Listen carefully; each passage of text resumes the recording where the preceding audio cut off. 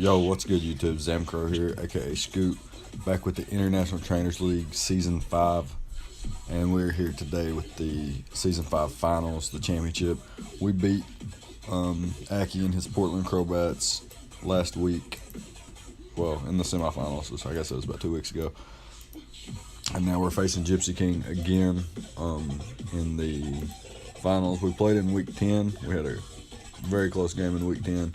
And here we are again in the finals, where he brings a pretty threatening squad as well as I do. I'm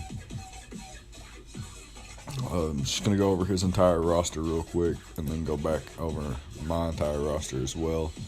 His first choice was obviously Tapu Lele, Thunderous Incarnate, Suicune, Decidueye, Alolan Muck, Cobalion, Landorus Therian, Quillfish, Shuckle, Licky Licky, and Registeel, and Landorus Therian being his Z-move user.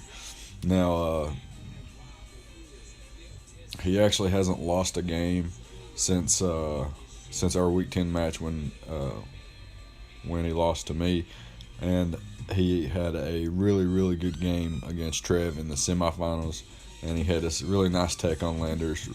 Really cool game to watch, and obviously he was deserving of this. He had a 9-game win streak and then a 4-game win streak, and now he's in the finals, so it makes perfect sense. Pretty scary squad, just like last time. Nothing's changed on the squad. Nothing's changed on my squad. I still think that Tapu Lele was a huge threat. Thunderous Incarnate, Suicune, Alolan Muck, Cobalion, Landorus Therian were really big threats to my team. And of course, my team being Victini, Manaphy, Shaman, Zapdos, Cofagrigus, Nidoqueen, Florges, Lucario, Sneasel, Druddigon, and Oranguru, where Lucario is my Z-move user. So, I built a pretty different team this time around. Last time we played, I built a Trick Room team with Oranguru and Victini as my Trick Room users, and I had a similar Zapdos that I bring this game. Last time I had Scarf, Nidoqueen. I think I had Life Orb, Taunt, Sneasel. I don't think I brought Manaphy or Shaman at all. I brought Swords Dance, Lucario, and I think I brought I brought Victini, Zapdos, Nidoqueen, Lucario, Oranguru, and Sneasel. So yeah, that'd be my team. I had dual screens Oranguru, and worked out pretty cool. That game did, and this team is completely different. I bring a specially attacking Victini with the Wise Glasses, enough speed to outspeed Tapu Lele if it speed creeps a max speed Lucario. So max speed Lucario sets at 156, Tapu Lele can creep that at 157, and then I decided to set all my base 100 mons at 158 so I could outspeed Tapu Lele at all costs unless it is choice scarfed. I do bring the Will-O-Wisp, Blue Flare, Thunderbolt, and Taunt. Taunt being there for things like Licky Licky, Registeel, Shuckle, Quillfish, Alolan Muck, Decidueye, even to like an extent, maybe even Suicune. Will-O-Wisp in there so that first of all, I'm a special attacking set so that I don't have V-Create speed drops, and then Alolan Muck Pursuit Trap me with my defenses dropped and stuff like that.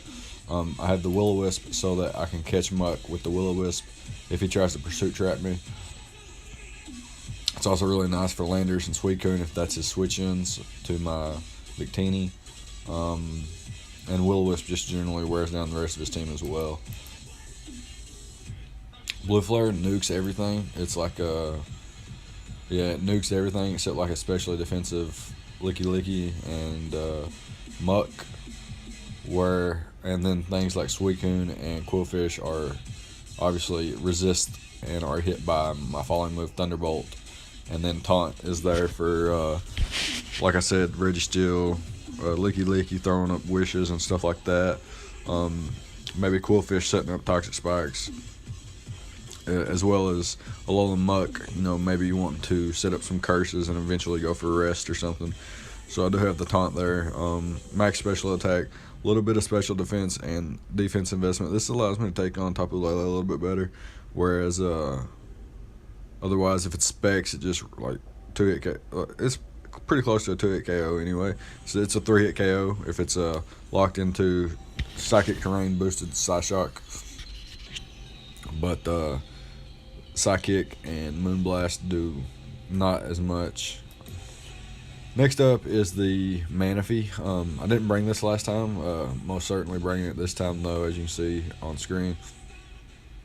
I'm bringing a Tail Glow set with Scald for basically everything, Energy Ball for Suicune, and Psychic for the Quillfish. And I guess in a sense it's just something that could even spam, I can spam it if the Psychic Terrain's up. Most likely clicking Scald though, and as you can see on screen, he doesn't bring Quillfish, so Psychic's there basically for no reason.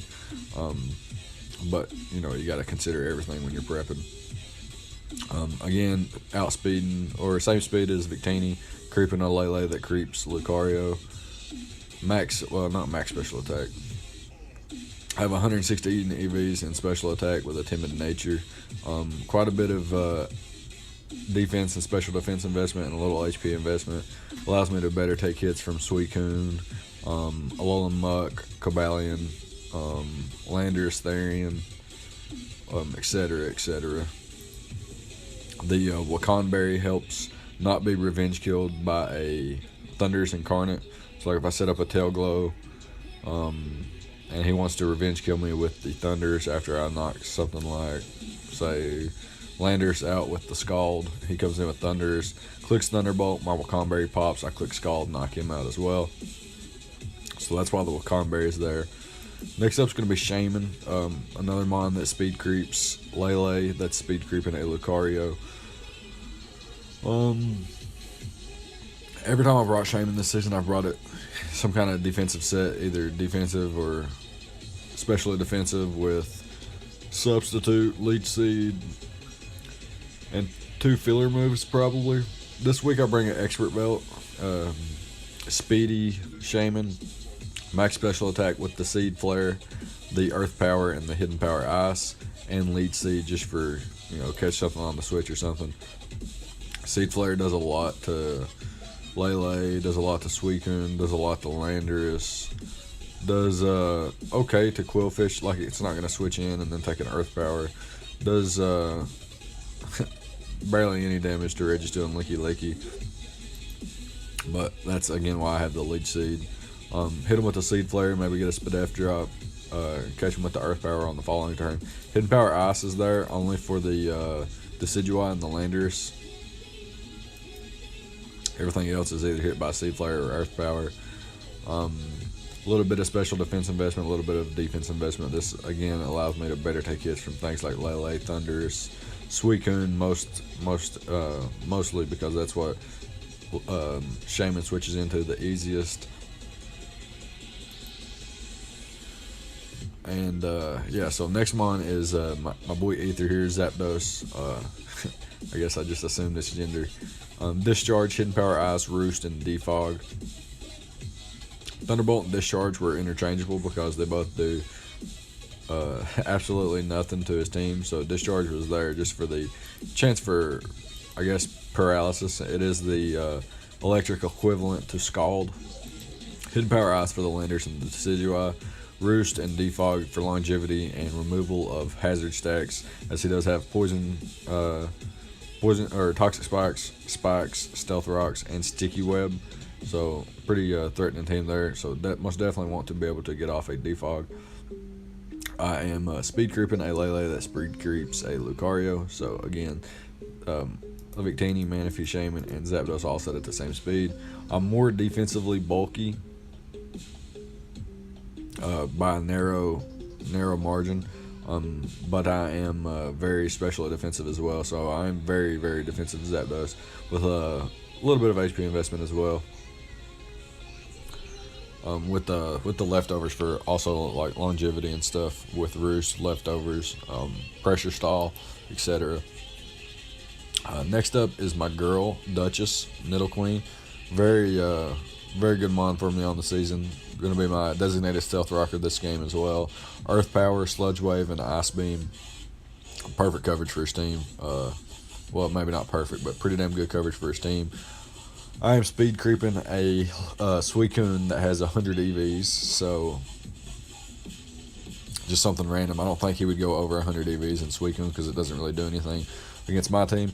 So I do put Nidoqueen speed creeping that with a modest nature, sheer force ability, and max special attack.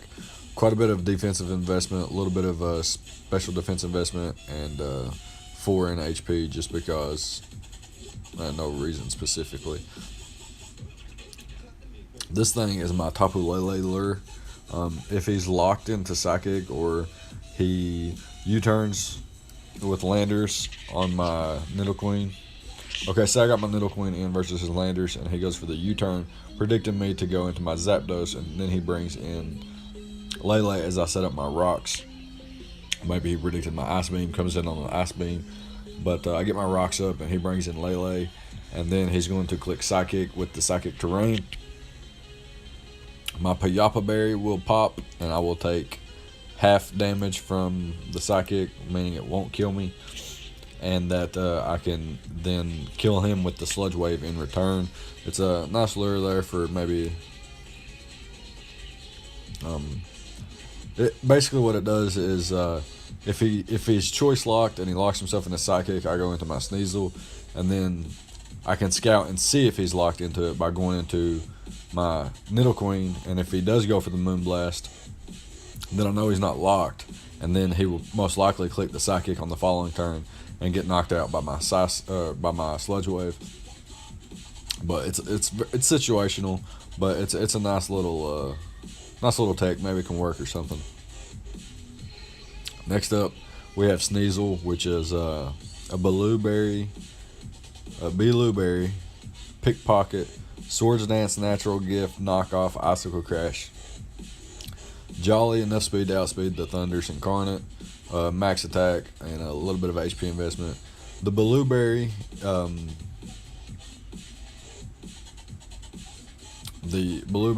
makes Natural Gift a base 80 electric type attack, I do believe.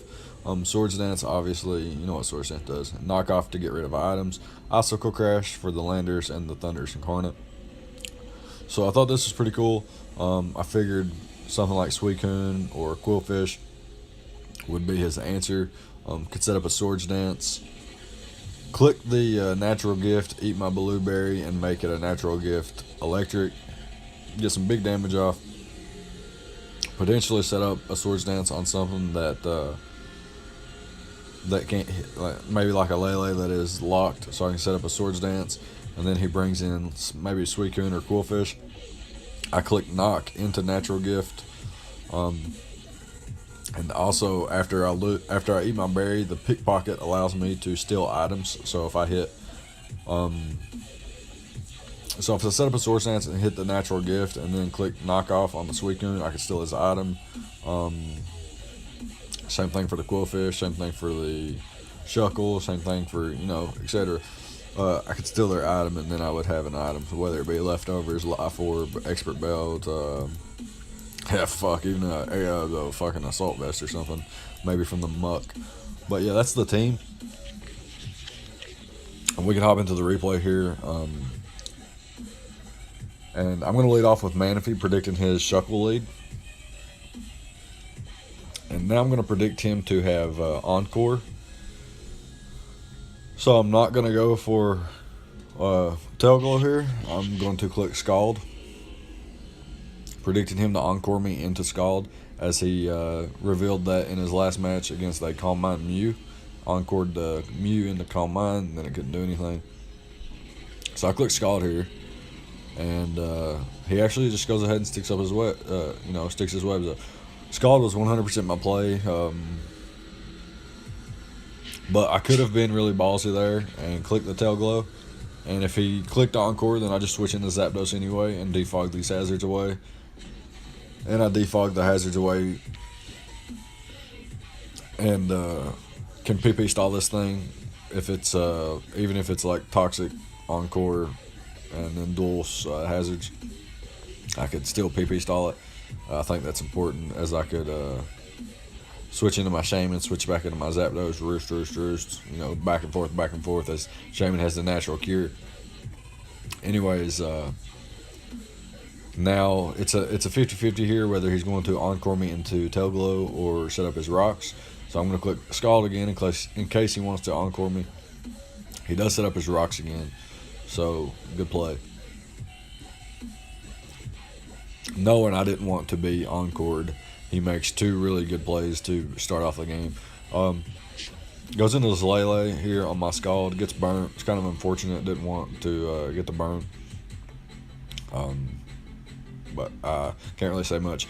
I looked at my team and like there's no switch-ins after rocks. Big Teeny don't like this. Basically everything's O-code or 2-hit KO'd after rocks. So I'm going to predict him to be Specs since he has the webs up. And I assume he's going to click Psychic, so I go into Sneasel. Take the Psychic here. I'm actually going to double out into my Nidoqueen and see if he's locked into Psychic. And if he is, he would switch. And if he's not, he's going to go for Moonblast, so I'll be able to eat that up. And he actually goes into his Cobalion here. And I am in a decent position. Trying to regain momentum. I need my Zapdos in against something like Suicune, Landorus, or the Shuckle itself, so I can get rid of these hazards. I'm going to predict him. Like, I'm kind of still on the back foot though, so I need to make a prediction here, and I need to get it right. Blank on the fact that this thing could have Zen Headbutt, so it could have a Psychic Terrain boosted Zen Headbutt and break my Payapa Berry. So I'm going to click the Ice Beam, predicting either the Landorus or the Thundurus to come in on my Earth Power. Most likely the Landorus, because it can knock me out with the Earthquake or scare me out. Either way, it's like a win-win situation. So I wanted to make an aggressive play here and click Ice Beam to catch the Landorus or the Thundurus. More so the Landorus. And he's going to reveal that he does have the Zen Headbutt, and it makes me pop my Payapa Berry, and this Ice Beam's going to do nothing. And as soon as I seen that he stayed in, I was like, alright, Gypsy's been frozen 1,000,000 times, let me freeze him. I'm just kidding. But he is able to 2-hit KO there with the Zen Headbutt. I go into Zapdos here, and I immediately want to defog these rocks away, and he's going to reveal Taunt, and I'm just like, fuck, that's game. I can't get these webs up. He's got the Landorus, going to outspeed everything under webs. Maybe Swords Dance set with a Z move, and I don't have Ice Shard on Sneasel, so Landorus just wins at this point. I go into my Shaman to see if I could live 2 hits. Cannot live 2 hits. So here I'm going to go into Manaphy, and basically what I need him to do here is choke the game away by clicking, by switching out, and I'm going to set up a Tail Glow as he switches out. But no, he does 60% with close combat as I set up a Tail Glow, and he's going to be able to knock me out on the following turn. And that's, I guess in a sense it wasn't a 50-50 for him, but it was for me.